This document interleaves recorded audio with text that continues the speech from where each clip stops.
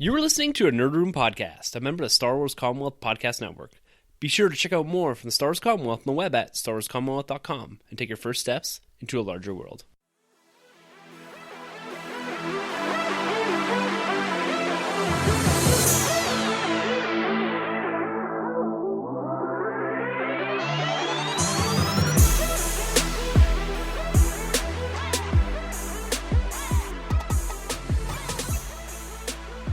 Hey everyone, and welcome to the Nerd Room MCU Retrospective series, a 16-month look back into the Marvel Cinematic Universe, leading into a weekend of release review of Avengers: Infinity War. I'm one of your hosts, Tim. I'm Troy. And I'm Sunjay. And this month we'll be discussing Iron Man 2, starring Robert Downey Jr., Gwyneth Paltrow, Don Cheadle, Scarlett Johansson, Sam Rockwell, Mickey Rourke, Samuel L. Jackson, and directed by Jon Favreau. Gentlemen, welcome back to the retrospective table. I'm immensely excited to discuss Iron Man 2. I got Sunjay across the table already laughing at the fact that this pre-discussion that we had about That's how right. much I actually maybe kind of like this movie. Yeah, no, I mean, that's your prerogative. I'll be as positive as I can about this film. There's some things that I liked and other things that I didn't. Yeah. But I'm just going to give my opinion and we'll see where it goes. Definitely. Well, we definitely welcome that. And we welcome you, the listeners, to give your opinions as well. And coming off the back end of reviewing Iron Man and Incredible Hulk, these were two movies that I hadn't seen in a couple years, and I was quite excited to watch them, and I really enjoyed watching them as well. And coming back to a lot of these movies, I'm finding myself, when revisiting, I'm seeing a lot more, and I'm appreciating a lot more. And I'm interested to see how we kind of round out that conversation towards the end of the episode as we step through this kind of chronologically as we've done with the other movies. And coming off Iron Man in 2008, this was a massive success. And immediately Marvel Studios moved into almost sausage factory mode with pumping out their movies. They started to build the cinematic universe. They teased it. They seeded it in Iron Man. And in Iron Man 2, it really explodes into the universe almost that we know right now. We get the appearance of S.H.I.E.L.D. members.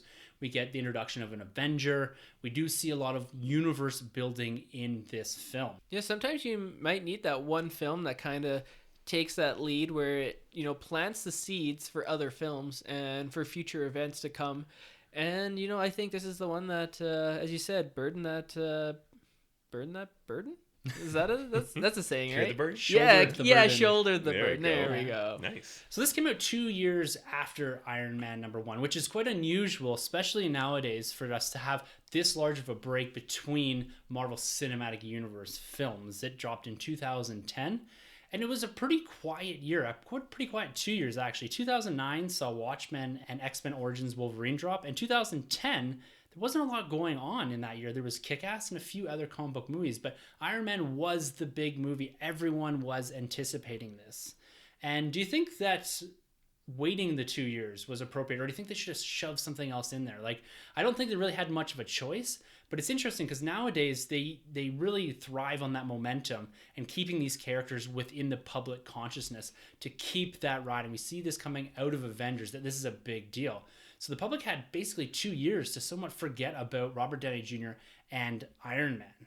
But it didn't really appear that many people forgot, because this movie absolutely killed it in theaters. It had a $128 million opening weekend. Wow. Which was enormous for 2010. I know we're talking only 8 years ago, but the movies weren't what they are today with these 100 million plus openings, even getting up to this 150, $200 million openings that are almost expected out of some of these larger event films. And I would consider this somewhat of an event film because of what it started and what it was building into. Yeah, and I mean, it's still pretty huge numbers even to this day. 120, that's massive. Yeah. Nothing Yeah. to sneeze at. No, if not I did at all. anything that made 120 million in a weekend, No, Yeah. that's Shit, like double Power Rangers. yeah, Right? Yeah. triple, I think. Yeah, close to triple, yeah. Yeah? Yeah. Yeah, and it Wow. ran into a worldwide cume of $623 million, $300 million domestically. Wow. So this ranks as the 7th highest grossing MCU film. So it is behind quite a few of the other films, including Iron Man, which is interesting to look at. But it did have a big international pull at $300 million, which is something new. This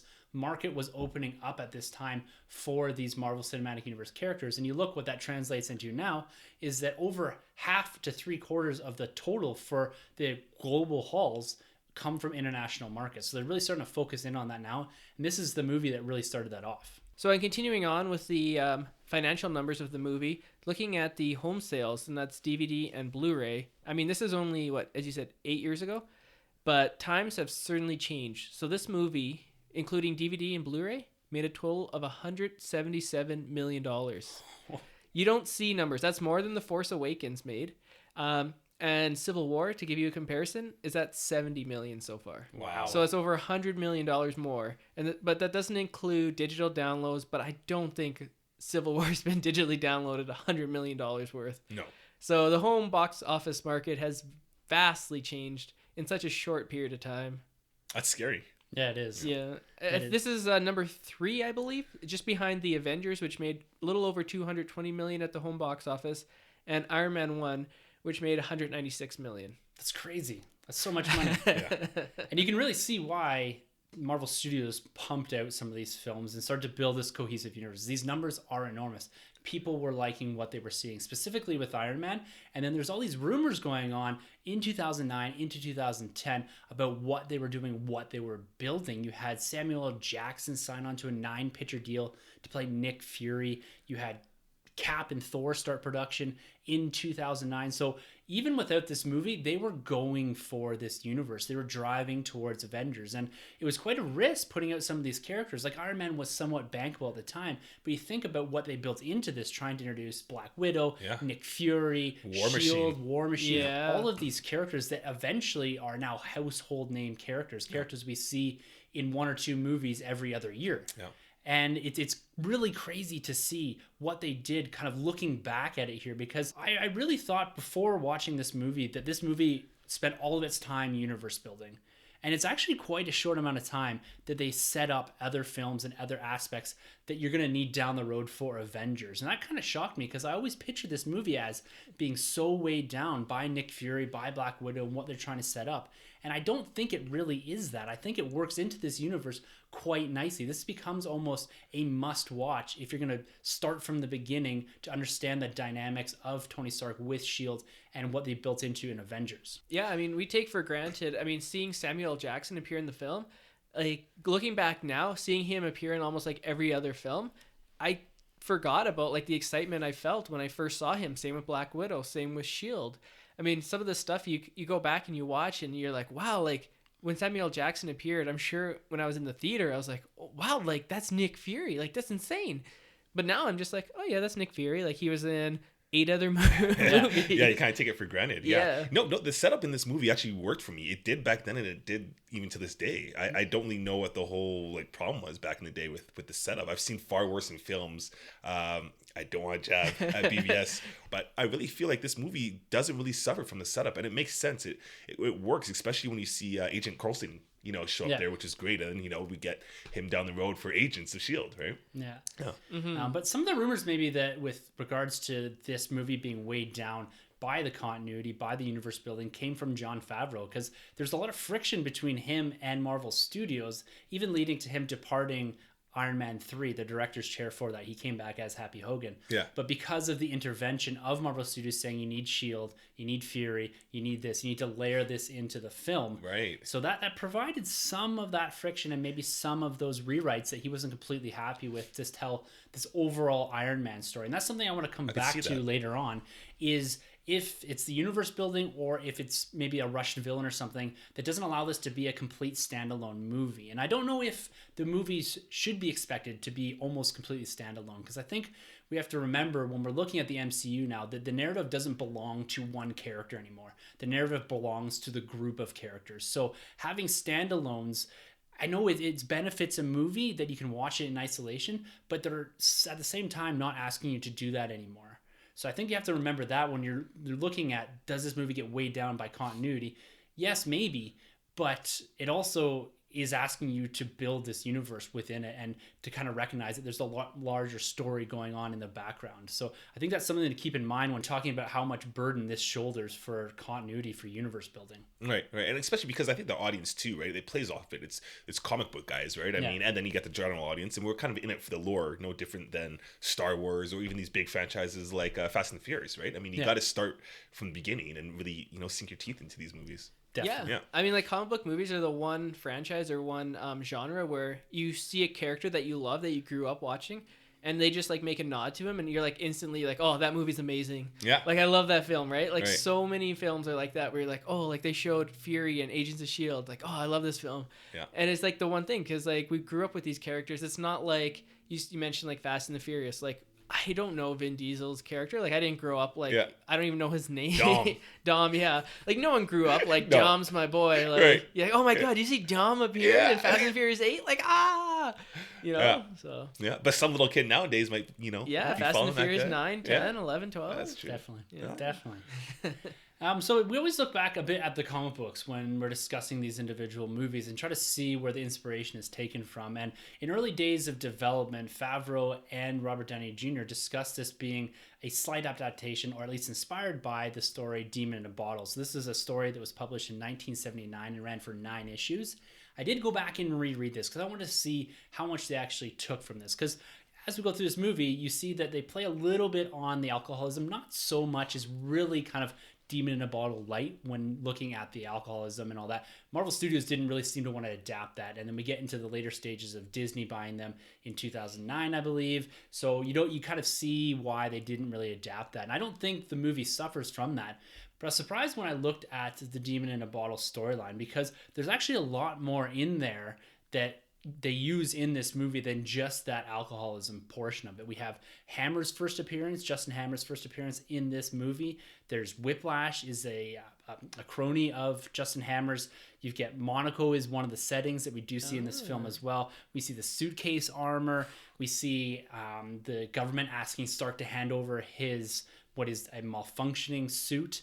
And so they take a lot of inspiration from this 9-issue story arc, a lot more than I thought they did.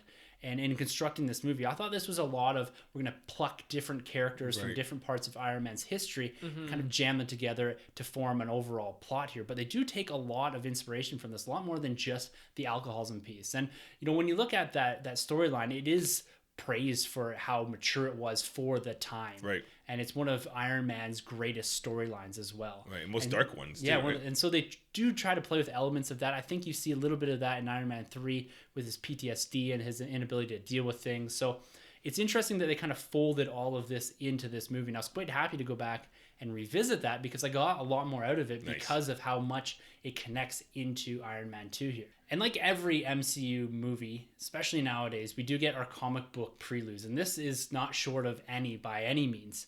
This has 4 issues or 3 issues and a single one-shot that lead into this movie. Now, I wouldn't say that they're as important as watching the movie or anything like that. These, again, are supplemental pieces. These kind of bring a little bit more depth to the universe. There's a 3-issue series called Public Identity, which goes through a bit of Tony and the armies or the military's relationship, where that friction comes from that we see in the movie. There's a little bit of backstory of Howard and Anton Vanko.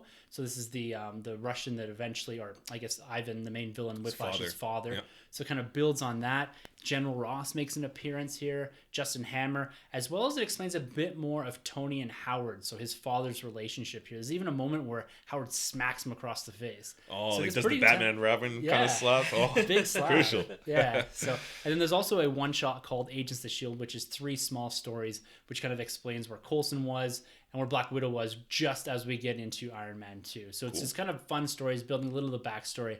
No real implications for the film at all, so you don't really need them, but they're a fun read if you're kind of trying to type a bit more of that continuity within the MCU. Cool. Can you find those on comic book stores now, or is there like a graphic novel or comicology? I'm sure there'll be Comixology. You'll be able to find them, and I'm sure you'll be able to get them in trade somewhere. There must be a trade, eh? Yeah, you can get them off Amazon or whatever bookstore, or you probably even get the local comic book shop to order them in. I've got the single issues, but they took me quite a while to find all of them. Kind of found bits and pieces, different comic sales and all that. Nice. The cover art's incredible, though. Yeah. Wow. Yeah, it's pretty good, actually. This is probably one of the more comprehensive prelude comic book lines that we do get. Usually they're 1 or 2 comics, and even nowadays with the Spider-Man Homecoming that just dropped, it's just kind of a retelling of the previous movie in comic book form. So it doesn't really add much to the universe. These actually add something, not like, again, inconsequential, but they do add a little bit of story, a little bit of background to characters as they're trying to introduce them into the wider MCU here. So it is kind of fun to read them. Yeah, I mentioned it before. I still think they should include these on the Blu-rays, like these Ultimate Editions. Yes, they should. They really should throw them Digital in there. copy. Yes, like a motion comic or something. Yeah. Oh yeah.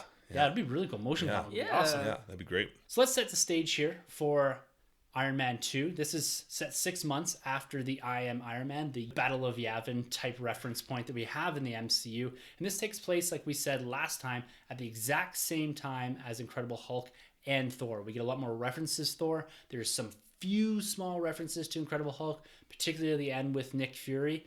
So it's cool to see that we have a lot developing. This is covered in Fury's Big Week, the prelude comic to Avengers. Yep. It's an 8 or 9 issue comic book that kind of chronicles everything going on at the same time and what Fury is doing in the background as we see him pop in and out of this movie as well. So, all right, guys. Well, that gives us a little bit of a base to go from. Shall we jump straight into our review and discussion of Iron Man 2? Yeah, let's do it. Let's do it. Kick it. All right, so this film starts with the villain's origin story. So it starts a bit darker. We get a voiceover from the end of Iron Man, the I Am Iron Man statement. Yeah. And this is building up Ivan Vanko. He eventually becomes the character we know as Whiplash in the film. He is one of our main villains here. He's played by Mickey Rourke. So Mickey Rourke's coming off of a very successful wrestler movie in 2008. So good. And this was a big get for Marvel Studios at the time. And I was quite excited, kind of remembering back a bit as to who this guy was and what he did in The Wrestler, and the fact that he was going to be a Marvel Cinematic Universe villain. A villain in itself that isn't quite a comic book villain. He's a bit of a combination of two characters. He's a combination of Crimson Dynamo and Whiplash. And that's kind of a naming convention thing, being Ivan Vanko or Dr. Vanko, as well as the ability to have like a suit that controls electricity and these big whips.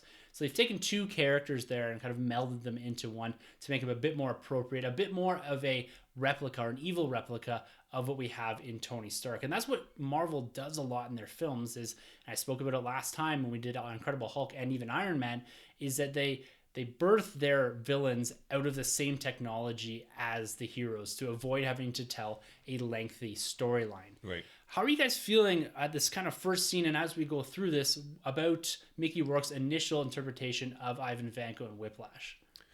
Is the first time I saw it, I liked it. Second time is a little weird. A lot of drinking going on there too. Actually, throughout this whole movie, there's a lot of drinking going on. Oh, I didn't catch that. Yeah. So some kind of stereotypes going on there, kind of weird.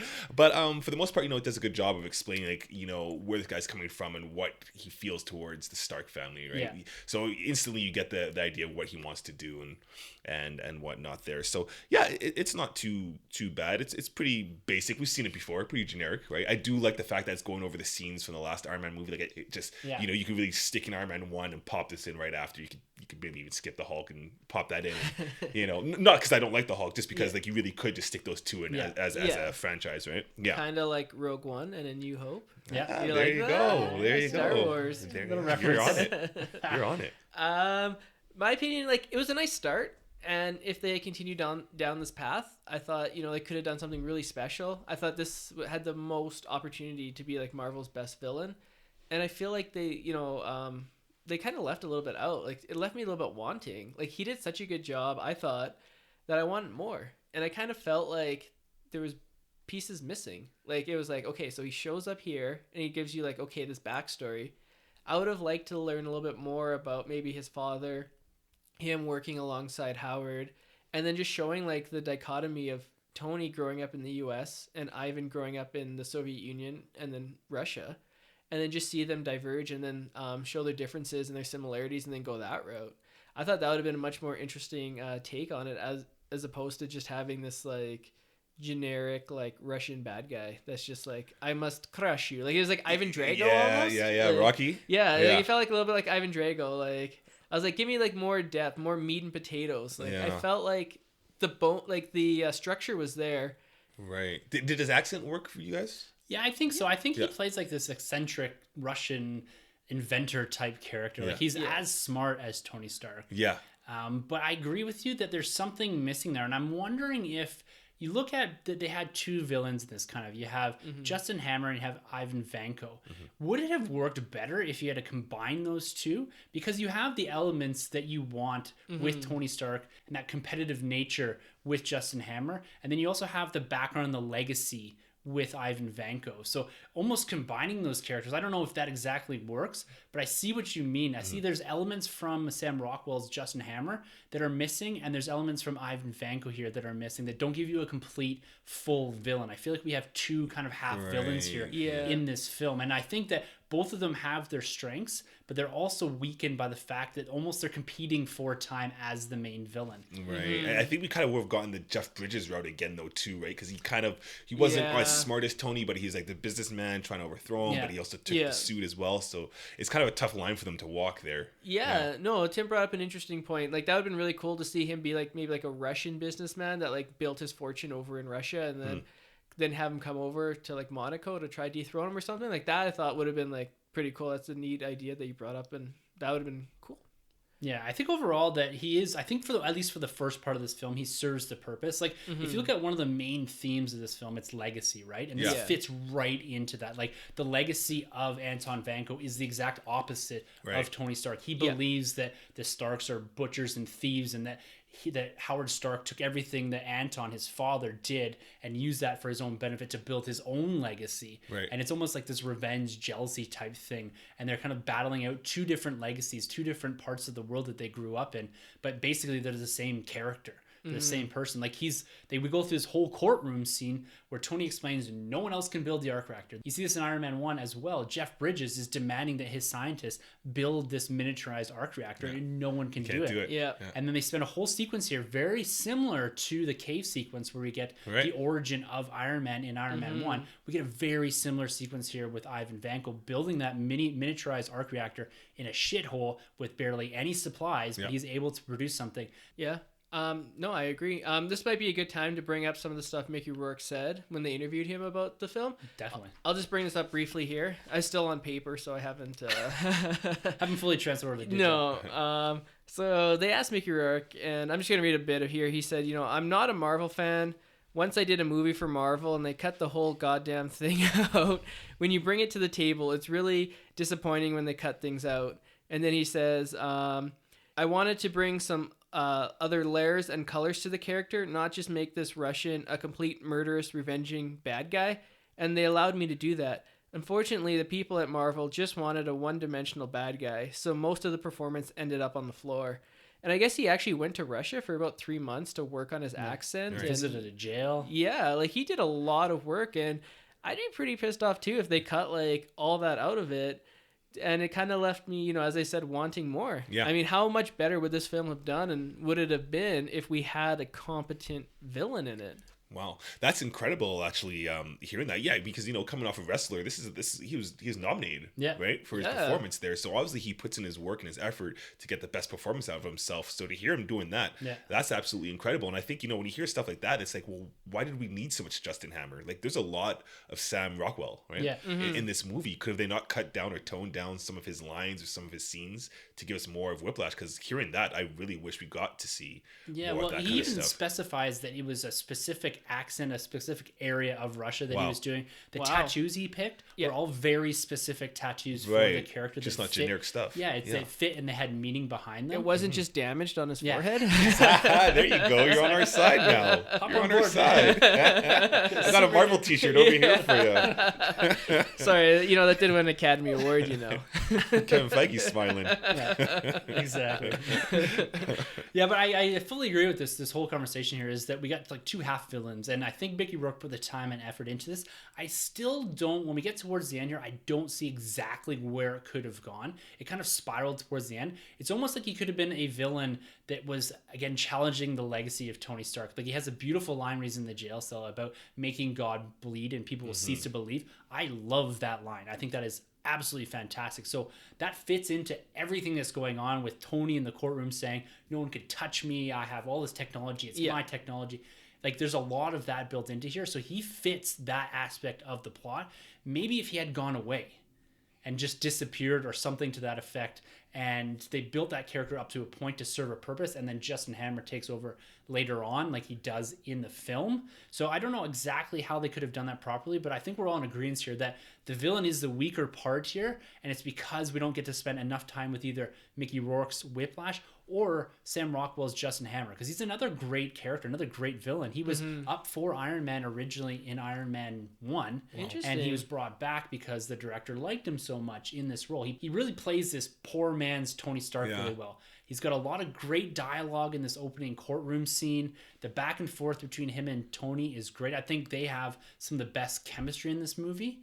And he's another character that is a legacy character from the comic books. He is a lot older in the comic books, and he's a competitor with Tony Stark on this military industrial complex level. And so I liked what they did with Justin Hammer to a degree, but I felt they both spiraled towards the end of the film. Yeah, with Hammer, he's a little inconsistent for me. I mean, sometimes he worked, and he can go toe-to-toe with Robert Downey Jr. at times, and sometimes his jokes were bang on, and they're working for me, and other times I was just like, we don't need this, that we could clean this up a little bit. So again, going back to what we just mentioned before, I really do wish we got to see more Mickey Rourke and less Justin Hammer. Yeah. Like for me, Hammer, I thought he worked. I love Sam Rockwell as an actor. Me and you were talking before we started recording, just like his work in Green Mile and Moon. Charlie's Angels. Oh, he's in Charlie's Angels? Yeah. Oh, okay. I'll have to check it out. I think part 2. Oh, nice. Yeah. Revenge of the Charlie. Yeah. No. My only complaint with Hammer was he didn't seem very competent. Yeah. Like bumbling idiot. Yeah. How is he like this billionaire like industrialist guy when like he can't even make a missile work? Like they hire him to arm up the War Machine, and then he has that like huge the whole scene with the ex-wife, like this huge build-up. He's like, this is like my piece de resistance, and then he gives it to War Machine and just kind of like fizzles away. I was like, how is this guy like? Who's buying weapons from him? Yeah, it wasn't believable. Yeah, like I was like, if he was like a struggling like weapon designer or something, I could believe it. But he's supposed to be like number 2, and like they call him in to the U.S. Senate to be like an expert on weapons. But as Tony said, like I don't see an expert here, and it's very true because he was an idiot with weapons. Like you might as well just use a stick and a rock, and he would have been just as effective as he was with his gun. Like you could almost, I don't want to say remove Sam Rockwell from this because I like that they built in the continuity from the comic books of Justin Hammer, and having someone compete directly with Tony Stark is kind of fun. But if you had it done Ivan Vanko with a financier that eventually turned out to be the 10 Rings. So you don't need someone feeding money into Vanko. Yeah. You just have him, building his suit and eventually building some sort of drones or something like that. Yeah. And eventually revealing that the 10 Rings are actually behind all of this. Boom. They've plucked Mickey Rourke or Ivan Vanko out of Russia because they know of his legacy, put him into America, financed him, gave him the resources that Hammer does eventually give him. You tie into Iron Man 1, as well as you propel something forward for Iron Man 3 that fits into this overarching 10 Rings arc. Like, I think that could have worked a bit better than having Hammer in this. That's a much more interesting That's huge. film. Yeah. That's awesome. Yeah. Shoot. And then it turns out to be an actor named Trevor. No, I'm just kidding. We'll eventually get to that. We'll get to that one, yeah. So let's spin over to some of the fun scenes here. We open to the origin story of our main villain, but then when we first see Tony Stark, it's at the Stark Expo, and I absolutely love this. I'm a huge fan of Disney, of Epcot and all this, and this feels like the World's Fair. This feels like Epcot Center, and Stark is on point here. He comes just flying out of that ship, one that makes you think like he's in battle, and then he lands and he says, "It's good to be back." I love dual meaning lines that are both in movie, they make sense, as well as outside to the fans. This is Robert Downey Jr. saying, look, I'm here, I'm back. I'm one of the biggest movie stars on the planet now. I'm here for the foreseeable future. Just look at me. Yeah. And it totally makes sense too, because the crowd there in the movie's going nuts, and in the real world we're going nuts because there is kids around now with these Iron Man helmets and these repulsor hands and doing all those things, right? So this movie just plays off of that. Love it. Yeah. Did you guys catch the 2 cameos in the beginning? No. Olivia Munn.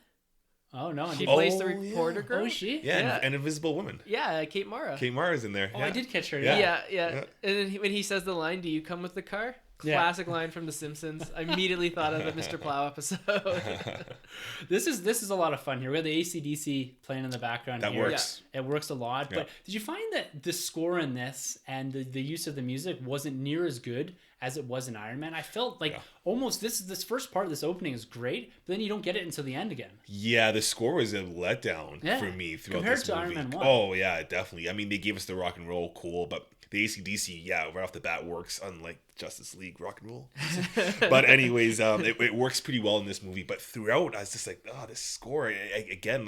Marvel kind of suffers from not having that score. That Hans Zimmer, like it's just There's no Iron Man theme. Yeah, we should have an Iron Man. We should have an Iron Man I agree. theme. Yeah. He's the most popular character. Well, maybe besides Cap now. Yeah. But neither of them have a theme. Yeah. No. Yeah. They need some electric guitar or something. Like, you even, well, No, I think, well, doesn't Cap have the one kind of cool score, or is it the Avengers score? Maybe it's the Avengers score. The Avengers score is really I'm cool. getting it mixed up with. But they use it in the Cap movies, I think. Yeah. Don't they? They do kind of weave everything in and out now. Like, a Yeah. lot of the scores sound very similar now. Well, yeah. So they're playing on the Avengers score kind of in the latter half of the MCU here. Mm-hmm. But even going over to Star Wars Rebels, which is a relatively somewhat confined TV show, but each character in there has their own theme. Like, Thrawn has his theme. You know when he's coming. Vader has his theme. Mm-hmm. And these characters, and like even Man of Steel, like I called it in the Wonder Woman trailer, you hear his theme in the background there. Yeah. So there's subtleties towards it. Wonder Woman's got whatever theme. Yeah, she has her music going on. Yeah, oh yeah. But these characters need to have something that tells you that they're coming. And AC/DC kind of is that for Iron Man, but they need something a bit more, because like I love when the score plays almost as an important part as some of the characters. Yeah. And that is a big Star Wars thing that I love about the films there. But Marvel does not have that, and it's unfortunate. Like the Avengers theme, you kind of get it, but there's still nothing there that grabs you the same way. Yeah. I mean, I totally agree. I was listening to this YouTube channel, and they were talking about the Marvel themes, and he like asked people, can you hum a song from Star Wars, hum a song from Jaws, and he asked all these big movies. Now he said, can you hum a song from any Marvel movie? And no one could do it. No. Yeah, and so it's I agree. Lacking. It definitely needs something. Maybe Infinity War would have Or it? Spidey. Spider-Man might, well, I guess it's Sony Marvel, but Spider-Man might have something up its sleeve. Yeah, I think we need something there. We need something to start grabbing us from that end, because they do so well visually, they do so well with story. Now they need to bring a bit more of that musical element to this. I think that'll elevate to, again, another plane for Marvel. Right. Yeah. It's all about evolution and evolving into the next thing, and I think if they do that, it would just make their films just that much better and that much more memorable. Exactly. Speaking about memorable films, what did you think of John Slattery's Howard Stark in this kind of old-timey Disney-like sort of video? Yeah, Walt Disney himself, eh? Yeah, it seemed like Mickey Mouse is going to pop up or something. Right? I love stuff like that. Like, that was just a very obvious nod. Yeah. The Epcot Center kind of in the background, this Carousel of Progress, which is a ride in Tomorrowland and Disneyland that I always have loved. Even as a kid, it's like the dorkiest ride ever, but I freaking love it. And that they're playing off so much here. And this is the whole expo idea. I really like how they play this, because then they reference it back in Captain America as well, this Stark Expo type thing, World's Fair. Like, I think it's a cool way to tie in Captain America to present day Iron Man. Yeah. Eventually. Yeah. Yeah, I'm fascinated by that character. I really do like seeing, this actor portray the older Stark, and then we also get the younger actor, every now and then playing him. So I really think that's so cool. And they do a great job handling it. Even to this day, they've been handling that character so well with the older Stark, right? So was Howard Stark in Captain America: First Avenger? Oh yeah. Yeah, he's like He's the younger version. Oh, Dominic okay. Cooper plays him. Yeah, and he looks a lot like Tony. Yeah. Right. Yeah. Yeah, very similar. He's got the little tiny pencil mustache. And all Yeah. that. Does the timeline add up? Because he would have been like 20 in like 1940s, and then this takes place 74 when we see him in that thing. So he In would that have video. been like 50, 60. Yeah, you see him in makes Ant-Man sense. 2, which Yeah. is in the 50s. But he's a 60s. bit older, but then when we see him in Civil War, his hair is like white, so he would be a bit older. I actually do think everything lines up properly. Yeah. So then Iron Man's about like what, 50? 40s? 45, He's 47 or something like that. Yeah, in his yeah, 40s. in his 40s at some point. Yeah. So it kind of lines up. I think it's a bit muddled, but he's quite young. Close in, enough. in the First Avenger. First Avenger, he's pretty young. Yeah. Only I would ask that nitpicking question. Hey man, we're continuity masters around here. It matters. It matters. Unless it's the X-Men. Yeah, exactly. Then it doesn't matter. Yeah. And it's revealed pretty early on in this film that Tony does have a fatal flaw. And we always need one of these for the characters to kind of hang on. And it's that his body's being poisoned by the very thing that's keeping him alive, which is kind of a cool concept. I do like what they did there, is that he's so dependent on the arc reactor, but it's the one thing that's killing him. And this again plays into this whole legacy theme, because he's trying to set himself up to have a legacy that he's proud of. He's trying to separate himself from his past, even from his father's legacy about weapons manufacturing, weapons building, a theme that we see in Iron Man 1. This plays to that. The fact that he's giving away all his art and he's trying to make Pepper the CEO. He gives Rhodey kind of access to the Iron Man suit. So he's setting himself up to die here, which plays really well into the film, I think. One of the other aspects that they pull from Demon in a Bottle, as we're speaking about it, is the fact that the US government wants Tony to hand over his Iron Man suit. That's explored a little bit in the Prelude comics as to what's gone on between the two of them and the fact that he's almost acting on his own. He's a bit reckless. He's not listening. He doesn't want to fall into the chain of command. He becomes what he calls himself a nuclear deterrent. He's privatized world peace. These are great lines. This court scene is awesome. Yes. This, again, they just allowed Robert Downey Jr., I believe at least, to ad-lib this whole thing. It comes off that way. It's great, that whole court scene. Yeah, and his interaction there with Justin Hammer, Sam Rockwell, they play off each other nicely. They have Senator Stern in there too as well, which plays eventually into Hydra. Yeah. So that's pretty cool. They tie all that together there. And this is where we get the introduction of Rhodey. He's back. Looks a little different.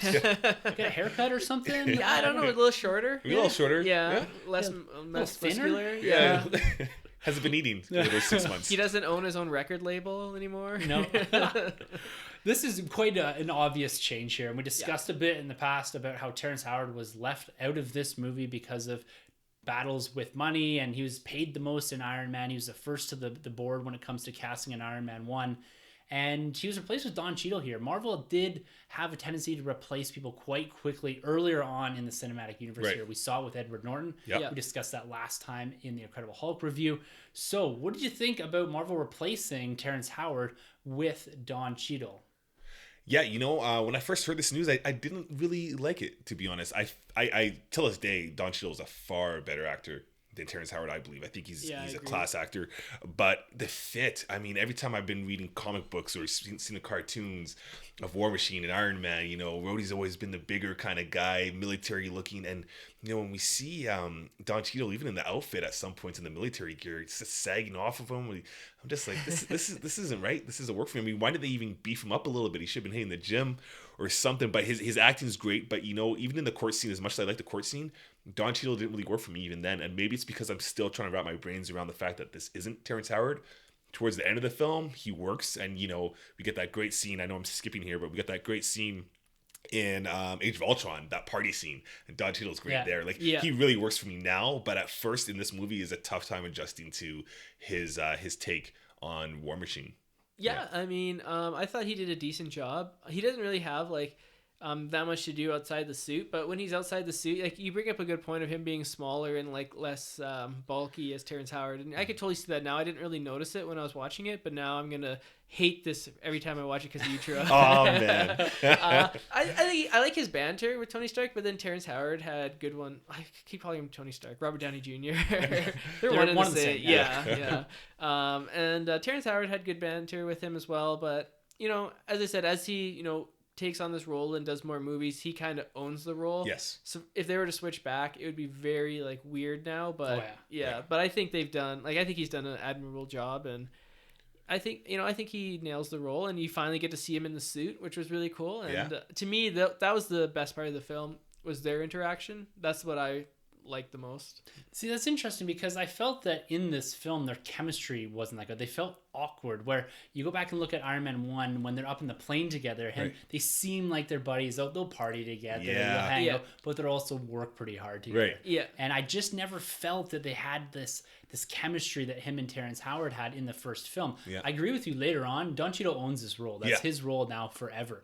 And he fits the universe. But I think this movie, this transitional movie, that you don't see as much of that chemistry that I would have liked. You don't feel like these guys have been buddies that have hung out in the past, got drunk in Vegas, whatever. I don't get that from Don Cheadle here. He seems a bit more standoffish, a bit more militaristic in his portrayal, where we saw Terrence Howard like that, but he shed that when he was with Robert Downey Jr., and you see that interaction a lot more. And I think later on, like you guys said, it does get better. But this film, it always feels like he's at an arm's length from Tony. And that's kind of the character in the film. But I never felt like they were buddy-buddy the same way. They felt almost like colleagues that really didn't see each other on the weekends ever. Yes. Yeah, I totally get that. It's really not even until even after the party scene, when they fight, when they start kind of gelling together a little bit. Yeah, definitely. So I should have mentioned, my favorite parts is when they're both in the suits, not when they're in civilian attire, because I think their fight at the party was awesome. And then they're battling the robots at the end was awesome. But I think part of that, that standoffish bit might be partly because the U.S. government is kind of pitting them against each other. Yeah. So maybe like Robert Downey Jr., Tony Stark is a little bit annoyed at Rhodey because like Rhodey's working for the government. He steals his suit, brings it to the U.S. government. So, maybe at this point in time, they started off buddy-buddy, but then their paths are starting to diverge because Rhodey's the military guy. So he's going to listen to the U.S. government, whereas Tony's kind of the rebel where he's like, I'll do it myself. Yeah, but even in Iron Man 1, Terrence Howard, like the take that he had there, like even the times when Tony was running around in the suit, he was like, clear the airways for him and all this kind of stuff. So he's kind of making or being a bit more lenient for Tony because he is kind of friends with him. And in this, it just didn't feel like that. I agree that Don Cheadle and Rhodey was taking his orders and doing them by the book, but I don't feel like Rhodey would be like that. I think he'd be giving more heads up. And I get that he was hurt by Tony because of the way he was acting in the party scene, and that evolves quite nicely there. Mm-hmm. But at the same time, I feel like, especially in this court scene, like they do take some of his lines out of context and all that, and he does specifically state that. But I feel like there wasn't enough there that gives me that impression that they were like best friends. Yes. Yeah. It's missing. Yeah, it is.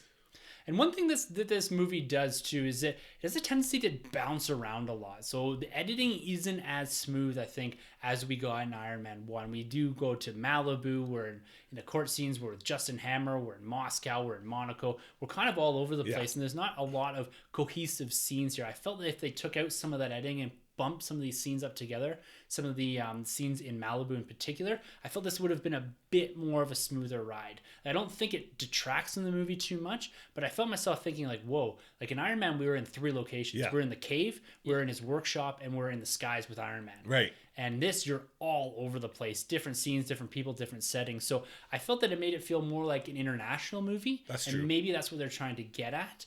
But at the same time, I just felt a little bit kind of thrown off because I was like, okay, I want to focus in on this character. Then boom, we're back in Malibu. And then boom, we're back with Rhodey. And then so there's a lot going on kind of in the background of this movie instead of having it a bit more cohesive like we got in Iron Man 1. Yeah, I get that too. A little bit of an international Iron Man there. Yeah. Right? Yeah. Do you think that has anything to do with a bigger budget? I don't know what the budgets for Iron Man 1 and Iron Man 2 were, but I assume Iron Man 2 had maybe double the budget. It was probably quite large. Yeah, that may have factored into it as well.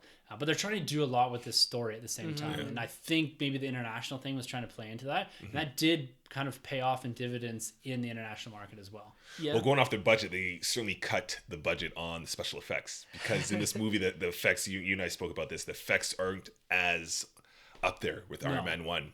They're more polished. They just look better. Yeah, this one seemed more like the used CGI, whereas Iron Man 1 felt like almost practical effects to some degree. Like the Iron Man suit and him flying around looks awesome to this day. Yeah. Whereas this one here looks like less well. Well, it's interesting. We'll discuss this a bit because I want to get into some of the battles first. Cool. But I think I have a thought on why that is. And it's actually they probably used more practical in this one and less CGI, or kind of a more of a layering type where they have practical and CGI and it just doesn't look as smooth. I think that's a great point to hit off of once we get into the first couple battle scenes, because I think doing a nice compare and contrast to Iron Man 1 is important, because Iron Man 1 still to this day, the graphics there, flawless. Awesome. This, I agree with you, looks like a video game from time to time. Yeah. Not a 2010 video game. Yeah, like a Nintendo 64. Never knocked the Nintendo 64, Troy. You know how many hours I played NWO versus WCW? I played that a lot as well. Oh, man. That's awesome. Sting, man. Oh, no way. It's all about Goldberg. So we get back to Malibu here in the movie. We're revisiting Stark's workshop, which is one of the best sets, I think, in this film. And I love seeing the suits lining the back wall, and it gets bigger and bigger as we get to Iron Man 3. Like, this is so good. This is classic Iron Man workshop here. This is kind of the time when we get the introduction of Natasha Romanoff, Black Widow. This is an Avenger, someone that we're going to see quite prominently featured in a lot of MCU films going forward. And just not her solo film. Yeah, not yet. We'll see how this goes to Michelle or whatever the hell it's called. Let's hope. But Tony's training here in his gym. We get the reappearance of Happy Hogan here, who for me is a welcomed character. He doesn't have much to do in this film, but I do like Jon Favreau kind of reinserting himself into the movie here, always interacting with the attractive ladies. Yeah. But what are your thoughts here of the inclusion of Black Widow? This is kind of the MCU or Marvel's first take at inserting a character that's going to be featured later on into a movie and giving her not so much an origin story, but at least her first introduction into the film universe. Yeah, it's crazy. Going back to this movie, I totally forgot that Happy Hogan was even in this. Yeah. So that's something else. But yeah, Black Widow was introduced, and it wasn't bad. The scene kind of reminded me a bit of the Blob scene in X-Men Origins for a second. I was like, oh no, they're gonna go that route. But thank God they didn't. But it was cool. It worked for me. It's a nice little introduction. She's come a long way. Oh yeah, Black Widow. Not just even the acting wise, but the fight choreography too. Like it's so far gone from what it used to be, going back to Iron Man 2 here. But for the most part, it worked for me. It wasn't a bad little scene. Yeah, no, I think definitely she's definitely improved as a character. At first, she started off as nothing more than eye candy. Yeah. And then she kind of showed hints of being something more. And you get that when she takes down Happy Hogan in the ring. But I thought the scene was a little bit weird because Tony's trying to hit on her, and he's like, "Oh, step into my church" or whatever, and then he leaves. Yeah, it's like what? If you're trying to hit on her, you're doing a very poor job. I mean, I know you're Iron Man, and you probably don't have to try very hard. But just try a little bit. Yeah, I think the eye candy thing definitely, but that's the character. She's playing a role. Yeah, and that's addressed in one of the prelude comic books, how she kind of got there, how she's reluctant to do this. So I agree. I think it's a great introduction for a character, and I'm a big fan of movies using other solo movies to introduce characters so you don't waste time on it later on. Yes. We knew who this character was coming into Avengers already. We didn't have to worry about that. You get a little bit of Hawkeye and Thor, so they kind of try to insert that. So you're familiar to a degree with the character, and so you're not questioning, oh, what's she doing? Who's she all about? I don't know who Black Widow is. Everyone going into Avengers knew who Black Widow was, either because of this movie or because they went and did some research and said, who was this character in this film? So I like how they did that. They introduced, this is our onset of universe building in this film. We had Coulson and S.H.I.E.L.D. in Iron Man 1. We got a little bit of stuff in Incredible Hulk. And this is here you go. This is our first piece of this much larger puzzle that we're going to get a little later on in the film. It's kind of interesting you bring that point up because Marvel was the first to do this. I mean, if you look at other franchises, we'll take Star Wars, for example. We all like Star Wars. Yes. Yeah? Oh, yeah. Okay, so imagine if before we got Star Wars A New Hope, they had a Han Solo film, a Luke Skywalker film, a Chewie film, a droid film, and then you combined it all into A New Hope. That's kind of what Marvel did. Whereas other franchises before Marvel, Star Wars, Lord of the Rings, Indiana Jones, pretty much every other franchise, did it where they introduced them all in one movie. It's kind of an interesting take where now we've come to the point where we kind of expect that for franchises. Is that making any sense? Does that make sense where it's it seems like that's the only way to do things, but Marvel's kind of went off on their own and did it that way, and now it's seen as the gold standard. You have to do that. If Star Wars came out today, you would have 5 solo films and then the combined New Hope. See, I don't know if you would. I've never really looked at it in a compare and contrast to Star Wars, because they're kind of almost doing it backwards, where they have this universe and then they're building backwards the origin stories in these kind of... the Han Solo the Han Solo, Rogue One, all those type of stories here. But I'd agree with you that we almost expect these characters to be something, or at least to have them referenced in previous movies. I think it works a little better with comic book movies because the individuals have their own universes to a degree. Iron Man has his own universe with his own rogues gallery. Batman does, Wonder Woman does, Cap does. So if you're to build a movie around Luke Skywalker, there's not much to do there, at least on the onset of it. You could probably do it a little later on if you really wanted to. So it comes down, I think, to the character and how you want to build these characters up. And, for all the flaws of Batman vs. Superman, I do like the aspect that they tried really hard. I don't think really succeeded, but they tried to build something leveraging a single solo project. And I think done right, and I think it's done right here, and it's done right, I think, more with Black Panther and Civil War, is that you can leverage another movie, introduce a character that does get picked up later on. It's all about getting the audience thinking and introducing these characters. Black Panther featured in Civil War, and he was a big part of it, but he wasn't one of the main characters. And then you got kids running around with Black Panther masks. Everyone's so stoked for this movie because they know who the character is. Yeah. And that's really important when you're universe building, is getting people familiar with the characters you're going to rely on going into other movies. Yeah. And so, I think there's benefits to it, and there's ways to do it properly, and there's ways that don't actually work. And it all depends on how it's executed here. I think it's a little more subtle here than it is in other places, and I think that works for the film. Yeah. Yeah, no, that's cool. I guess Marvel's been doing it, for a while. We go back to the comic books, right? I mean, Hulk versus Wolverine. That's when we first, got a grasp on Wolverine, or Fantastic Four versus Magneto. All these kind of things, like these characters were first kind of popped into, and you like this character, and you just go with it. So I think Marvel's been doing it for a while. They know what they're doing, because they've been doing it for so long. Yeah. Not to derail this, right? You don't have to add this, but Wonder Woman, Batman v Superman. I mean, that film. It's gonna blow up, and if Wonder Woman wasn't as good as she was in Batman v Superman, like if you just like threw out this Wonder Woman film without her in that, would have made like half. She's in the public consciousness now. Yeah, like people know who she is, and they're expecting something. They're attached to the actress. They're attached to the character to a degree. They're familiar with it. That's the important thing about doing it in these films. And I think, like I said, if it's done subtly and if it's executed properly, it can work very well, and it probably will pay off in dividends for Wonder Woman. Yeah. So, I mean, it is a good idea to like plant these seeds, because, you wait a year or two, they just blossom, baby. Oh, yeah. Boom. Yeah. So we're about 30 minutes into this film already, and we've yet to really see a true action sequence. That's right. So that's a long time to keep. Like, we had Iron Man introduced right at the start in his suit, but not fighting. We had a lot of fighting in Iron Man 1, I felt like. A lot of in-suit, running around in the heads-up display. We don't have that yet, and we don't really get that until we end up in Monaco here, which is kind of a cool setting.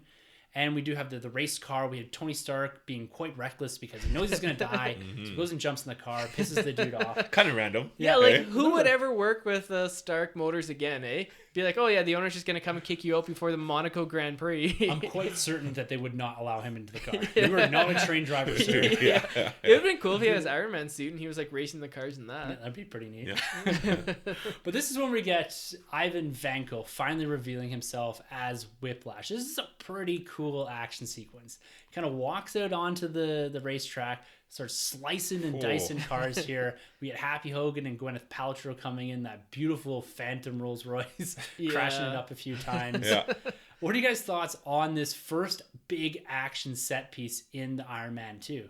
Like, it looked kind of cool with him like slashing the cars up, as you said. But there's so many, like, as I was watching it, I was like, no one has a gun to shoot this guy. Like, he's just like walking on to the racetrack and people are just like swerving. And I'm like, I mean, I know this is Europe. Okay, like if this was a NASCAR race, he would have been dead like a long time ago.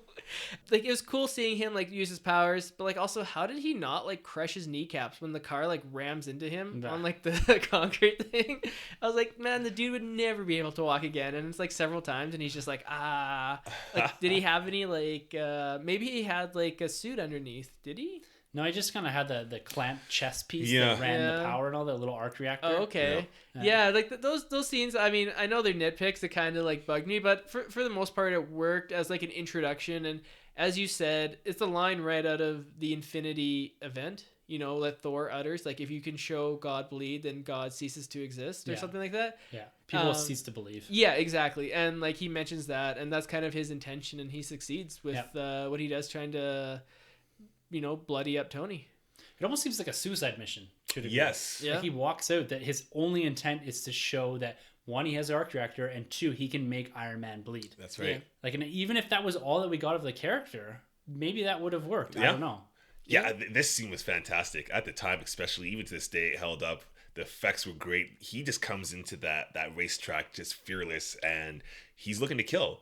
And I thought those effects were great. And Tony, go back a couple episodes. It might have been on the Nerd Room. I mentioned I had my eye for a long time on this Tony Iron Man figure when he has the suitcase and it came with it. And he does it in this movie. And I was blown away when he did this. And the suit looked great. It was sleek.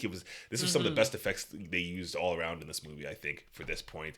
And, it started off so serious, but it's also kind of funny, too, when Hogan and Pepper are trying to ram him in the car, and it was just great. Some of the best fight choreography too in this movie. I really like this scene even to this day. That suitcase armor is still to this day probably close to my favorite armor. It's so cool. It's pretty cool, yeah. And the way he jams it on, and it's just a completely different color than we're used to getting. Not this like red and gold, silver and red. Like it's different. It's and different. I love the effects. Yeah. Oh.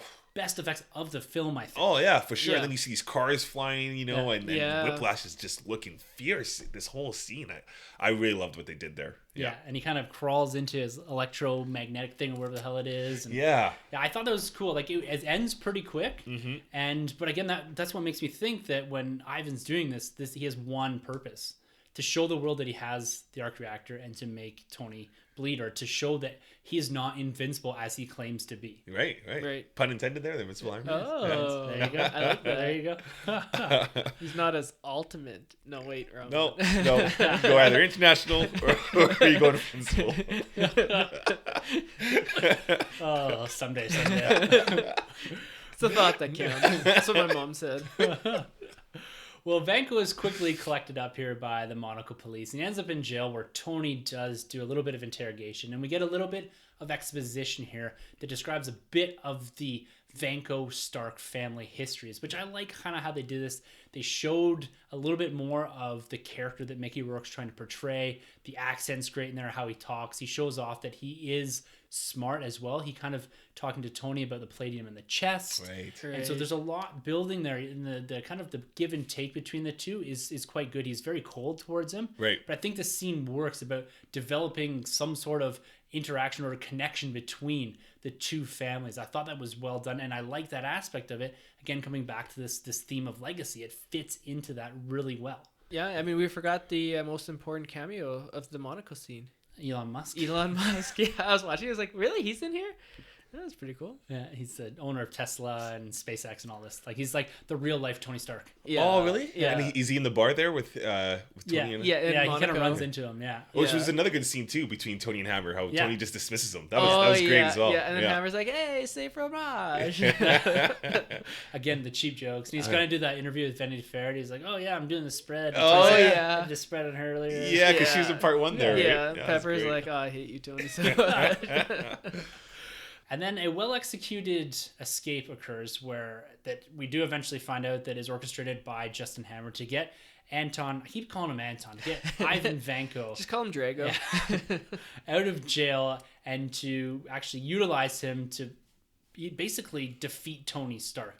And I think this is when the two characters start to fall apart. Yes. You start to see the motivation of Justin Hammer come through as just being like really jealous. Like he wants to defeat Tony Stark. He wants to ruin, again, I come back to this, his legacy to a degree. Yeah. But it doesn't have the same weight behind it as Ivan's revenge does. Like, I think that it's a bit muddled there. And I think that, like I said, this 10 rings thing would have been a bit more appropriate. They yank him out of jail. They finance him. They use him. So it still does fit into this overall theme of legacy, but I think that execution-wise, it would have made more sense for the overall Iron Man Tony Stark arc as opposed to whatever they're trying to kind of build quickly in this film. So, coming off after he gets rescued, he gets flown in by Justin Hammer. Yeah. Hammer time. Did you like that scene when he's there and then he's feeding him all like the fancy food and then he's like, my guest, bring me my guest, and then Ivan's like, I want my bird. I want my bird. What was up with his bird? That went nowhere. Yeah. Quite certain that was just Mickey Rourke being like, I'm going to add this really weird element, this eccentric element to this character. I'm just going to go with it. Yeah, it went nowhere. I think it was just to show that he's a weirdo. I thought like maybe like he'd have some sort of connection where like maybe when he was a kid or something he got this bird. I have no idea. Yeah. It factors into the like Howard actually gave it to Anton. Oh yeah, that would have been smart. Or something. I don't know. And then Marvel Studios smartened up and they're like, okay, so with Falcon, he's not going to have that relationship. Yeah. It's going to be a robot. Missed opportunity, Marvel. Yeah. I wanted Falcon that talks to birds. Damn it. I got Ant-Man that talks to ants. Yeah. Spider-Man that talks to spiders. There you go. Falcon's I want got my talk. bird. Yeah. Figure that up on Twitter for you there. So Hammer's grand plan here is to use Ivan, his intelligence and his capabilities to build himself Hammer drones. The drones that can compete with Tony Stark's Iron Man and drones that will get him in the Pentagon, as he says, for the next 25 years. He's trying to get a contract with the Pentagon, with the U.S. military. And again, this is directly out of Demon in a Bottle here. This whole competitive thing that Justin Hammer loses out on a contract to the government or to some solar panel thing or whatever. And this is where his revenge plot starts. So you kind of see nice elements of there weaved into this from that storyline. And using Ivan, sure, it's fine. And again, like I said, this is where everything kind of starts to fall apart when we get towards this third act of the film with the villains here. But this is somewhat of a believable stuff. This is still okay. I think they're still going in the right direction with the villains. It's just Justin Hammer as a financier for Ivan Vanko. John Better. Yeah. Now, I spoke quite a bit about Demon in a Bottle. I kind of summarized at the top end about what elements are built into this film from that storyline. And we do, like I said, get a Demon in a Bottle light version here, as much as I think Marvel was happy to use. And this is in Tony Stark's part. He's come back from Monaco. He's feeling down. He's recognized that he's only got a few days to live. He kind of has a bit of a speech to Black Widow there about, what would you do? Who would you spend your time with? All these type of things. And then we go into this party scene, and we see him all pissed up in the Iron Man Literally. Yes, literally pissed up. This is, I think, a bit of a strange scene. I don't know if it particularly fits. If you look at the deleted scenes for this movie, there's a lot more of this him kind of being drunk, obnoxious, a bit of a dick to Pepper that they've cut out of the film. And I think appropriately, because it doesn't make Tony seem sympathetic. They spend a lot of the film trying to make you feel kind of sorry for him because he's dying. He's trying to make the right sacrifices, and then he kind of swings sideways and almost has like this mental break. Yeah. And kind of, he pisses off Rhodey, he pisses off Pepper, he's all drunk in the suit, kind of misusing it too here. He said that he's America's or the world's protector, and here he is in a party with a bunch of scantily clad women shooting his repulsor rays off. Yeah. So it was kind of a weird scene, but it does give us a really interesting fight between him and War Machine, which is actually called out in the fight itself. Yeah, this scene didn't age well for me. This scene didn't work. Again, when I first saw this movie, liked it. Second time around now, I didn't appreciate it. I didn't like him in the suit being wasted. It just looked off. I mean, if he had, maybe the arm or the legs going on and the rest of him's in civilian clothes, cool, that would have worked. But just seeing him full out in the Iron Man costume with the helmet back, it just looked silly. It didn't work for me. Even the fight scene between him and Rhodey was kind of off. DJ in the background, doing his thing, whatever. But it just, I wish they kind of went more of the asshole route that Christian Bale's Batman did in Batman Begins, when he pretends to be drunk and he kicks out all of his guests. Yeah. I wish they went more of that kind of route and a little more, angry towards these people that are just hanging out with him for his money, as opposed to him, just getting pissed drunk and just looking like an idiot. I didn't really like that scene at all. It was actually, I think, one of the worst scenes in the movie for me. It's interesting that you bring up about him being in more civvies. There's a deleted scene with him and Black Widow where she's wearing just the arm. Really? Like just the hand repulsor ray. Cool. I think that would have worked better. Yeah, exactly. Just in the repulsor ray with this, and we see him, and I think in Iron Man 3 like that. Yeah. And there's a scene in Age of Ultron where he just has the hand. Yeah. Trying to ray lift on. the hammer. Yeah, exactly. That would have been way better. That would have made more sense. Like, I agree with you.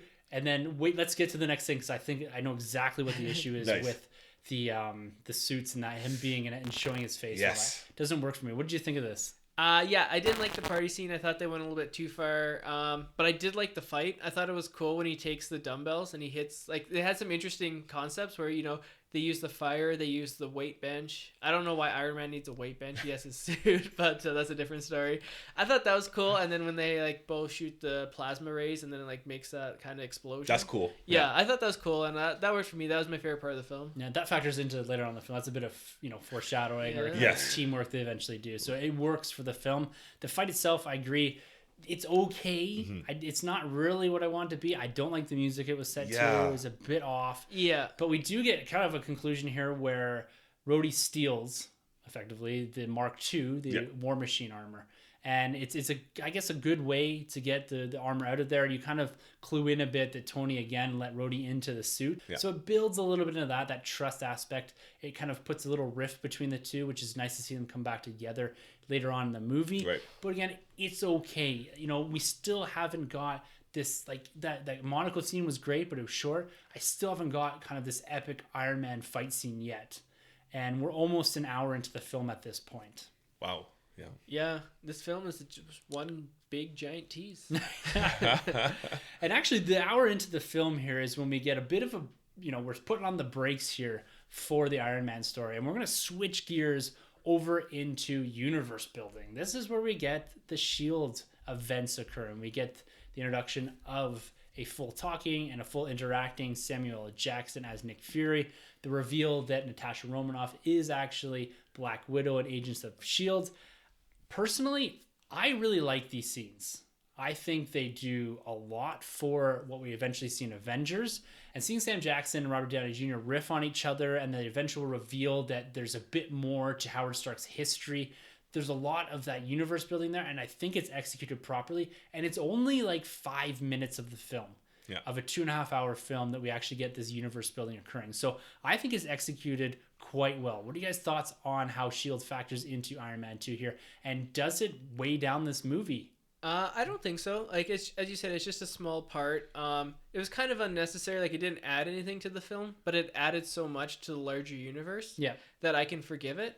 You know, because we're fans of this whole MCU universe, and you know, it's such an integral part, and it seeds, as we said, you know, stuff that we'll see again in 2-3 movies down the road. So I didn't mind it. Like, as I said, it was kind of pointless when they're like, you must stay and like work on this, and then he just leaves anyways. Like, I was like, what? But whatever. Like, it was so minor. Like, it didn't have anything to do with the main like ending or the villain or anything like that. So yeah, whatever. Yeah. Like, it was a necessary evil, I guess.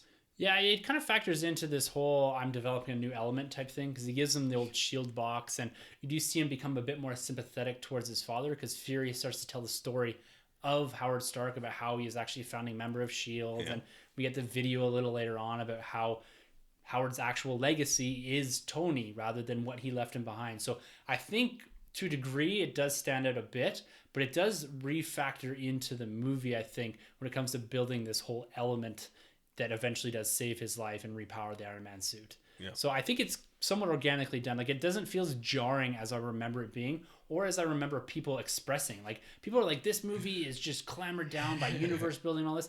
It's not in here. I do not see it, because this is our biggest scene. I agree that it's a bit jarring when we go from party sequence, fight sequence, a big Iron Man movie, into something different that really slows the pace down here.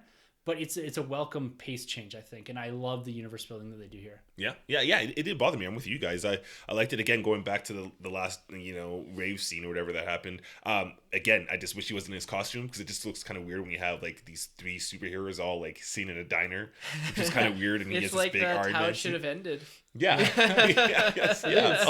Awesome. He must have got his idea from that. Yeah, that's exactly it. But besides that, I think the scene works. And again, like, there's not that bad setup in this movie. Like, I'm with you. I don't understand the complaints geared towards that. So, I mean, this was the first film universe that it was building, so maybe people just weren't used to it, and now we see it with every film franchise. You know, every franchise is trying to universe build, so we as a modern audience kind of come to expect that. Whether we're going to see King Kong or we're going to see a monster, like the Mummy movie will have that.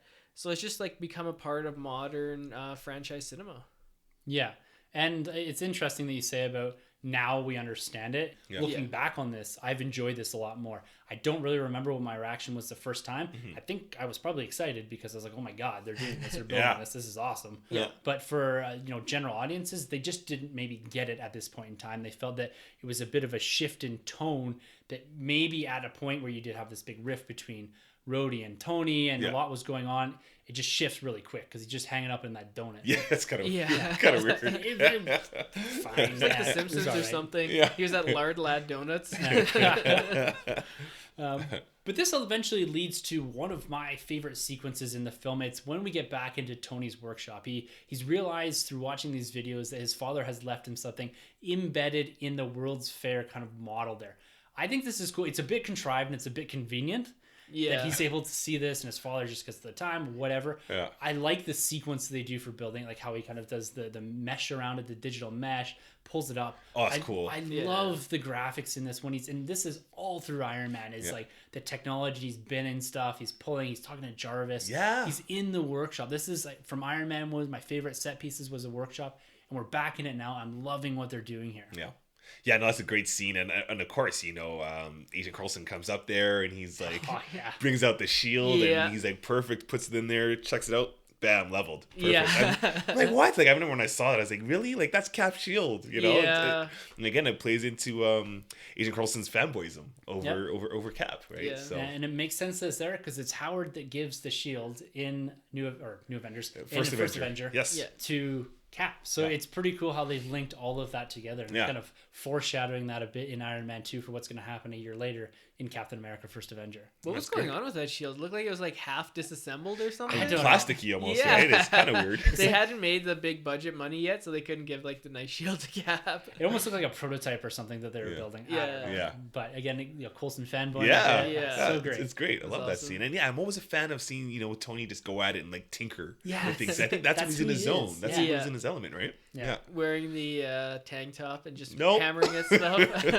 He's the mullet, right? Yeah. The mullet and the goggles. Yeah. The like cartoon, the theme from the cartoon. Yeah. I love that. Yeah. Great theme song. Yeah, and we go from one man tinkering his workshop to another man doing almost the exact same thing, and that's Justin Hammer. So he finally has his big sequence with Rhodey, and they're trying to arm up War Machine here. They're kind of giving him the big turret gun, all this, the big bulky War Machine we're used to seeing. Yeah. This scene, I kind of like it. It's a bit goofy. Sam Rockwell has a lot of really strange lines, but it works with his delivery, and it works with this character these built. I said I'm not a huge fan of exactly what they've done with the character. I think that they could have done something different and it would have worked, but this scene here, it's fun. I like it. Sam Rockwell is just spin out these one-liners. They make sense coming from this goofball of a character, this poor man Tony Stark, but I kind of like this. And going down to the ex-wife, and that factors in later. It's a nice lighter scene as we're getting ready to do a little more intense movie watching kind of going forward in the film here. Yeah. What did you think about that scene? I thought it was pretty funny. Like, I just love Sam Rockwell. I think he could do anything. Yeah. But as I said, it kind of, he's so incompetent with his, like, ex-wife missile. Yeah. It's like, how does this guy get government contracts? Like, there's no one in between Tony Stark and Justin Hammer in this universe. Like, where's Samuel Colt at? Where's his descendants at? Maybe they can, like, arm him up or something. Yeah, it is goofy. I mean, it is okay, because at this point I was kind of used to the character, what they were doing. But again, it brings him down, because I'm just like, how is this guy even on that level of Tony Stark there? I didn't realize how bulky the War Machine was in this movie. Yeah. Like, he's got the same thing. Yeah, because I thought it wasn't until Civil War that it got bulky, but it's really like big in this movie. When they're back to back, I was like, whoa, he is like a foot and a half thicker right? than Iron Man. Yeah, that's crazy. Yeah. So that's great. Yeah. He definitely has a better look than Iron Man. Like the black and white with the turret gun over his shoulder, so much cooler. Cool. It's pretty cool. Yeah, right out of the comics. Cool. Yeah. All right. Well, all of this has led us into what I'm going to call here our final battle sequence, our last action piece, the third act coming to its climax. And this is at the Stark Expo. We have Justin Hammer making his big presentation to the world, revealing the Hammer drones being led by Rhodey's War Machine. And Vanko's in the background. He's programmed all these and he starts to launch them off. He said they can't fly, they'll salute and do all this shit. And we start to see him using them to destroy, to lure in Iron Man and start to rain terror down on the Stark Expo. Again, somewhat destroying a bit of the legacy that Stark is trying to leave behind here. But this is where we get our first, I would say, major action set piece here. Yeah. And I actually quite like the start of it, especially when the Hammer drones are chasing Stark through the bridge and all that. I think that's really well done. And this is one of the first uses of the heads-up display. This is something that I raved about in Iron Man 1, about the usage of it and how effective it was for showing Iron Man outside the suit, but also having the reaction of Tony Stark, the emotional facial reactions. And Robert Downey Jr. is such a great character actor. It comes across so well. And just going on to the point that I've been kind of banging on about here and not saying much about why I think the graphics in this fall way short of Iron Man 1 is what they did with Don Cheadle and Robert Downey Jr. in this. They tried to really show their faces a lot. Where Iron Man relied on the heads-up display and follow-on movies rely on the heads-up display, this movie didn't. This movie spent a lot of time with Tony in his suit with his helmet off. That's, I think, the issue with this film. As you look back at the making of this, they've got some of the pieces around their head, and then they've just got the strips of dots and all that shit. Yeah. So it's a lot of practical mixed with CGI, and I think it always looks like, even when Vanko arrives at the end, it looks like they've photoshopped their heads onto a digital suit. It doesn't work for me. This particular at the end here, when they're in the big ball fighting back to back, it doesn't look good. It's way short of what we saw in Iron Man 1, and it should be better.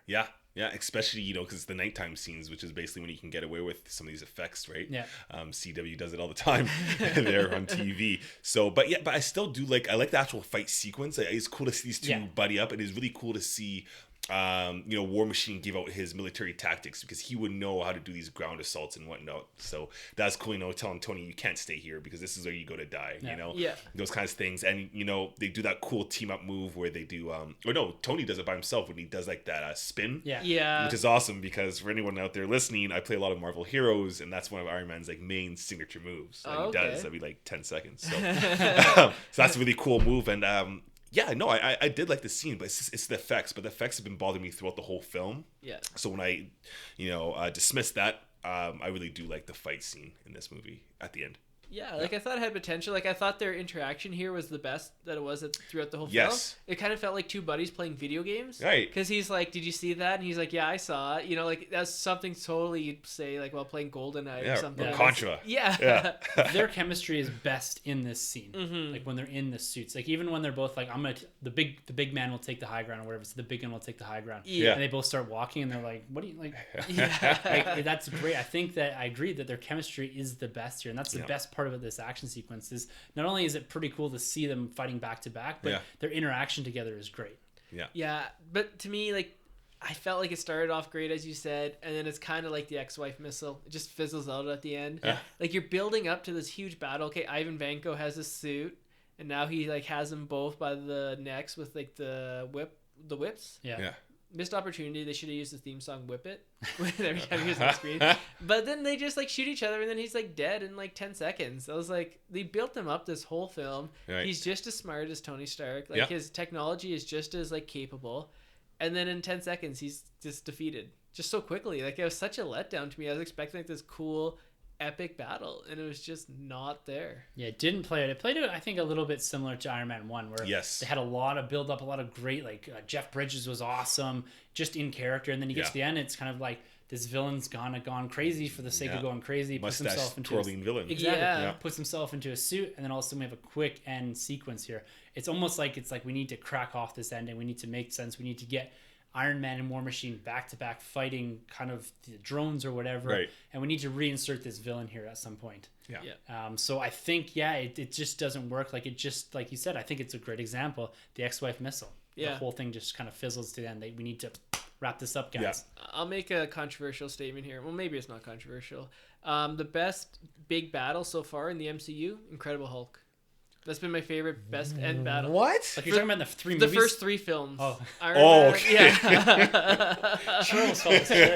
I wish I had that on video. Troy's face was priceless, guys. In the retrospective series. In the retrospective series, out of the first 3 films, Incredible Hulk has had the best end mega battle. Yeah, I don't know. Yeah, I don't think it's the best battle of the 3, but maybe the best final fight sequence. The best final fight sequence. Yeah, I don't know. I would have agreed with you before, but I'm going to stick with Iron Man 2. I still liked Iron Man 2's a little bit more because we finally got to see War Machine. We get to see Iron Man together. The way they took out Whiplash sucked, but to see them take on those drones, I thought that was really cool. And we got to see, we don't really see Iron Man use like a lot of combat. It's more just like lasers and bullets. But we actually got to see him like lay down some punches and stuff. So. But were you ever like worried about Iron Man and War Machine? Like, we knew they were just gonna destroy the robots, no problem. Yeah. Like, there was like, it could have just been like pink bunnies. Like, that's how easily defeated those drones were. Like, they presented no threat. They didn't like have any collateral damage. At least it didn't show any collateral damage to any of the Stark Expo attendees.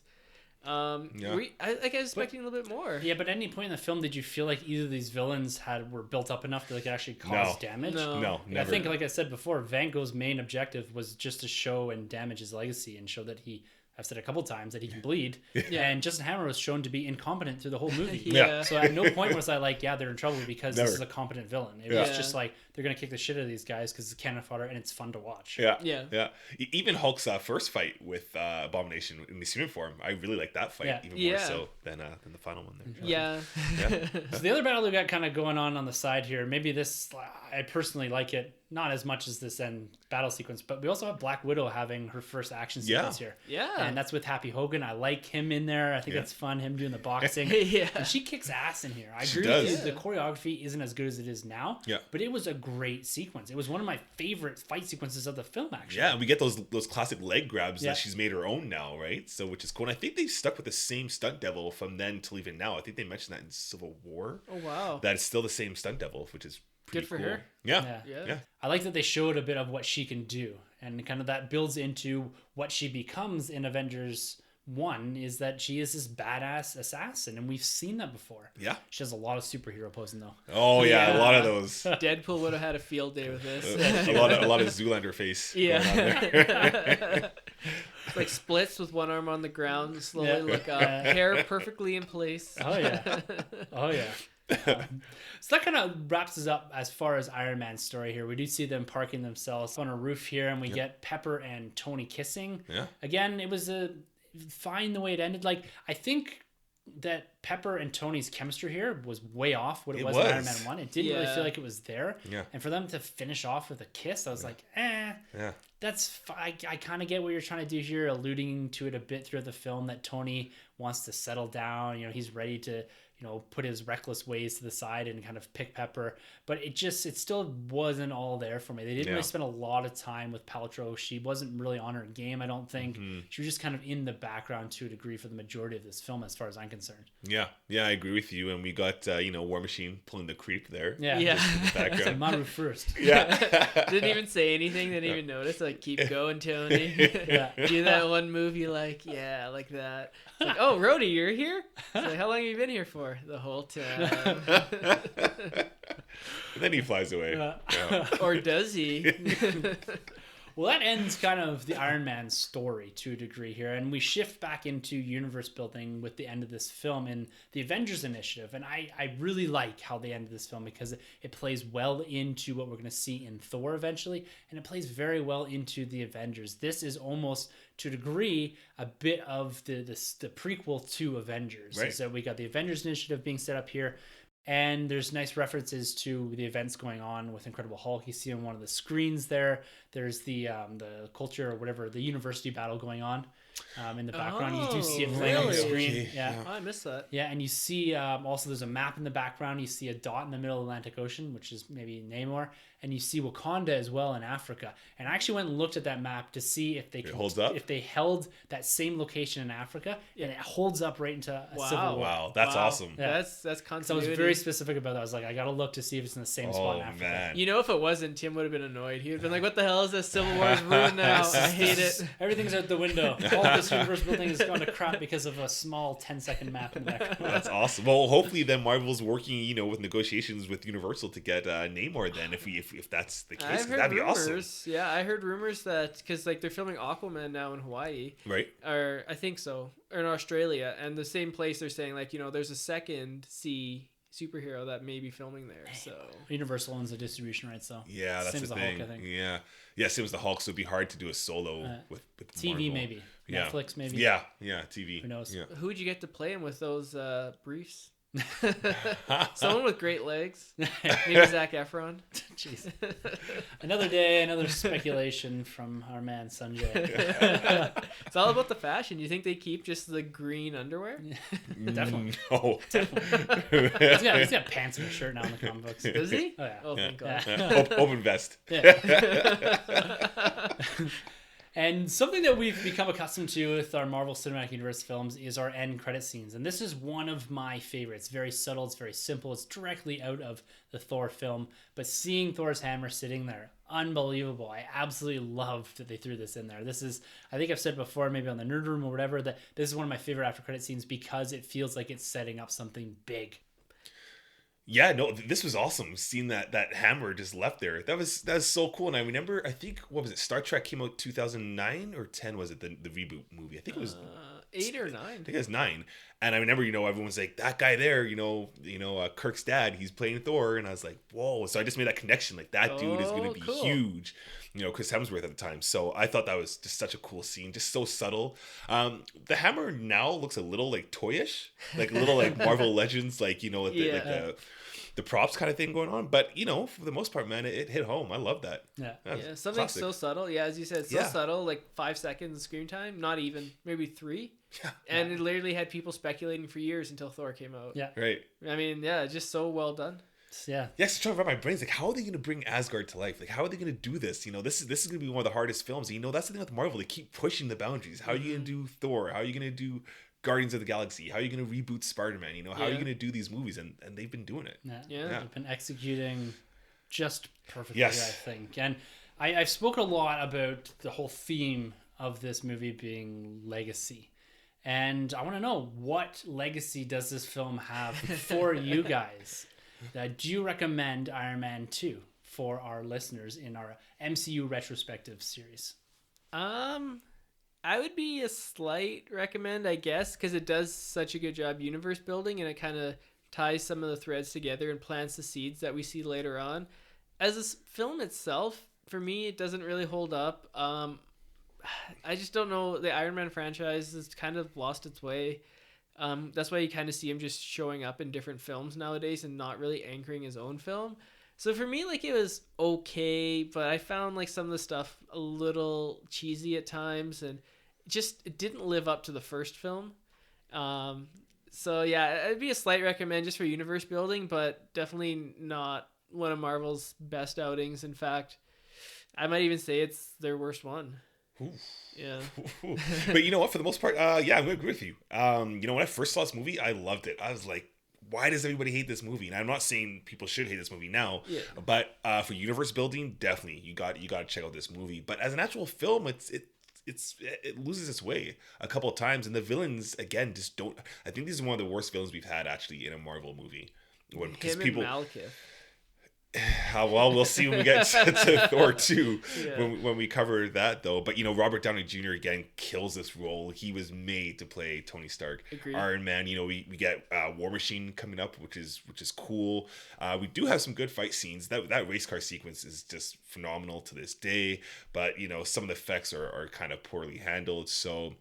I will recommend to see this movie. I think I did say, you could stay away from the Hulk, but with this, I do think you got to watch Iron Man 1, you got to watch Iron Man 2, and you got to stay tuned to the MCU retrospective to find out what else we think. Yeah, I feel your guys' sentiments there. I agree with most of them. Upon revisiting this movie, I found myself liking it more than I thought it was going to. I remember this being more of a muddled mess, and the fact that I've had probably for the last couple of years, last 5-6 years, people saying that Iron Man 2 is burdened by universe building. I don't think that's the case at all. I think it really successfully does this. It executes it very well. This isn't nearly as strong as Iron Man. Iron Man is a far superior movie to this. This wasn't probably the follow-up that we were all hoping for in this. The story, like I said, is a bit muddled. Robert Downey Jr., though, carries this mantle, like you said, Troy. This is unbelievable.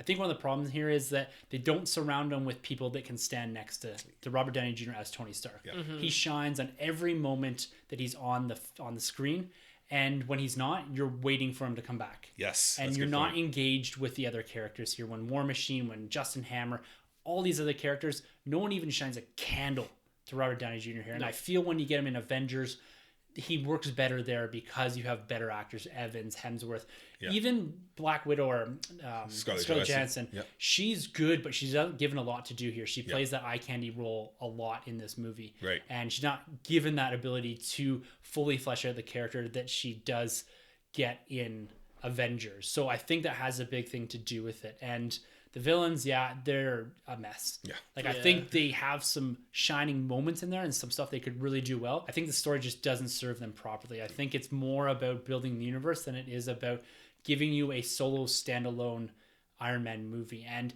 does that make this a bad movie? No. I think that we're building a universe here. We needed this film. You need to watch this film. This is a definite recommend from me, from both an Iron Man and an MCU perspective. I think that there's some good stuff in there with Tony Stark and Robert Downey Jr. as that character. There's some fun stuff in here as well. There's some great character interactions periodically throughout this film, but this is a must for the MCU and a must for me. So for sure, a recommend for the MCU here.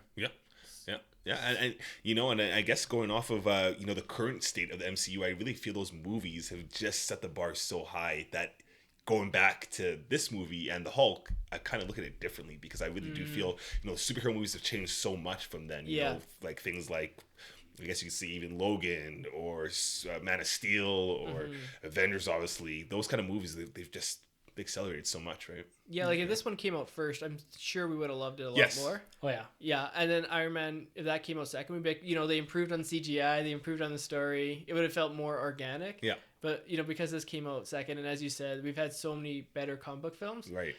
So you make an interesting point. Comicbook.com has a ranking of I think 110 comic book films.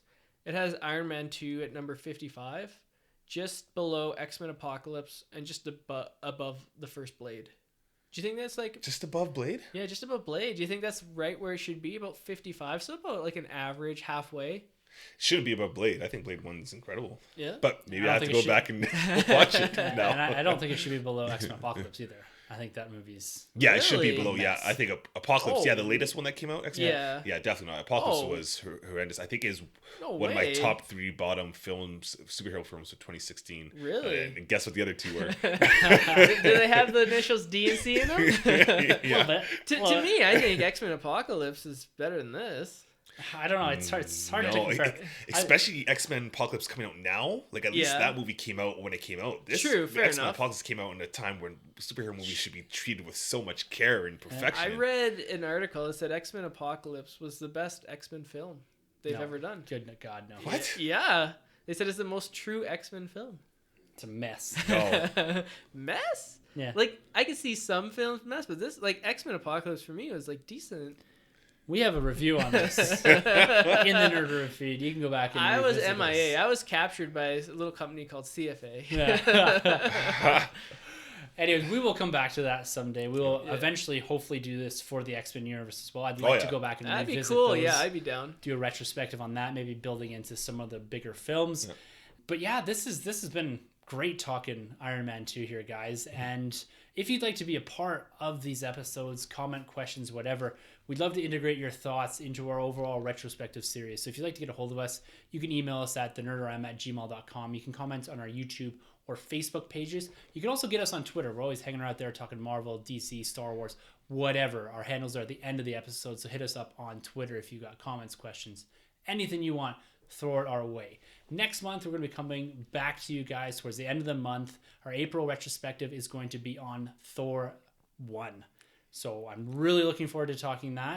And that's going to be followed up in May with Guardians of the Galaxy Volume 2. We're going to do a little bit of a sidestep into the future MCU films and cover those in the month of release and kind of integrate this into our overall discussion about the MCU. So be on the lookout for all of that. We've got a lot of movies to discuss here. We're 3 months into a 16-month retrospective, but it's going strong. I'm really enjoying doing this, and I'm loving revisiting some of these old films. And hopefully you guys, the listeners, are as well. Yeah, I'm looking forward to watching Thor, finally a MCU movie with a good villain. There you go. Yeah, can't wait to see, Thor in the Goldilocks, right? He has that hair going down, so and yeah. finally wearing the helmet. Yeah, for a short period of time there. He apparently he's going to wear it in Ragnarok. Yes, I saw that design. The right t-shirt, there. Looks good. Yeah. Anyways, guys, until next month, we're reviewing Thor 1 for the Nerd Room MCU retrospective. I'm Tim. I'm Troy. And I am Iron Man. No shit, Sunjay. This has been a Nerd Room podcast production. You can find our hosts, Tim and Troy, on Twitter at TheNerdRM and Troy TheBoy87. Don't forget to subscribe to the Nerd Room on iTunes, Facebook, and YouTube. Just search the Nerd Room Podcast. Be sure to head over to StarWarsCommonwealth.com to find other podcasts on the Star Wars Commonwealth Podcast Network, including Talk Star Wars, Generation X-Wing, Tumbling Saber, Rogue Squadron Podcast, and the Skyhopper Podcast. Follow the Star Wars Commonwealth on Twitter at SW Commonwealth and take your first steps into a larger world.